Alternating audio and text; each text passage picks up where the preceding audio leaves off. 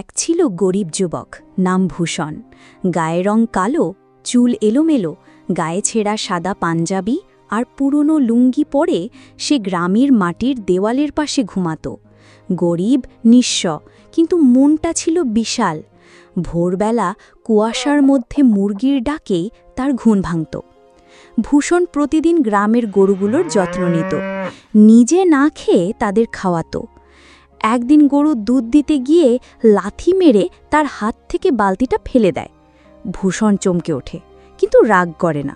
সে গরুর পাশে গাঁটটা বিছিয়ে শুয়ে থাকে আর ভাবতে থাকে, জীবনটা এমন কবে বদলাবে। একদিন সে গ্রামের এক জ্ঞানী বৃদ্ধের মুখে শোনে একটি গুহার কথা, যেখানে আছে প্রাচীন গুপ্তধন আর এক দুঃখী আত্মা। সেই আত্মা কারো সহানুভূতি পেলে তার অভিশাপ কেটে যাবে। ভূষণ সিদ্ধান্ত নেয় সে সেখানে যাবে। কয়েক রাত ঘুরে ভূষণ সেই গুহায় পৌঁছে, হাতে একটি মাটির প্রদীপ। হঠাৎ করেই গুহা থেকে এক নারী আত্মা ভেসে ওঠে, সাদা পোশাকে, চোখে আলো। ভূষণ ভয়ে জমে যায়, কিন্তু পালায় না। আত্মা কাঁদতে কাঁদতে বলে, আমি একসময় রানী ছিলাম, বিশ্বাসঘাতকতায় প্রাণ হারিয়েছি, কেউ আমার কথা শুনতে চায়নি।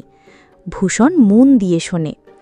আত্মা বলে, এই স্তম্ভের নিচে আছে সেই গুপ্তধন, যা তুমি শুধু নিজের জন্য নয়, গরিবদের সাহায্য করতে পারলে পাবে। ভূষণ খুঁড়ে খুঁজে পায় এক আলোকোজ্জ্বল সিন্দুক। খুলতেই ভরে যায় চারপাশ সোনায়। আত্মা শান্ত হয়ে মৃদু হেসে মিলিয়ে যায়। এরপর শুরু হয় ভূষণের নতুন জীবন। সে গ্রামের গরিব মানুষদের চাল ডাল বিলি করে, স্কুলে গাছ লাগায়, আর একদিন সেই আত্মার সম্মানে গ্রামে একটি মূর্তি করে। ভূষণ হয়ে ওঠে গ্রামের আদর্শ মানুষ। সবাই বলে, ভাগ্য নয়, হৃদয়ই বদলায় জীবন। গল্পটি ভালো লাগলে লাইক করুন, সাবস্ক্রাইব করুন।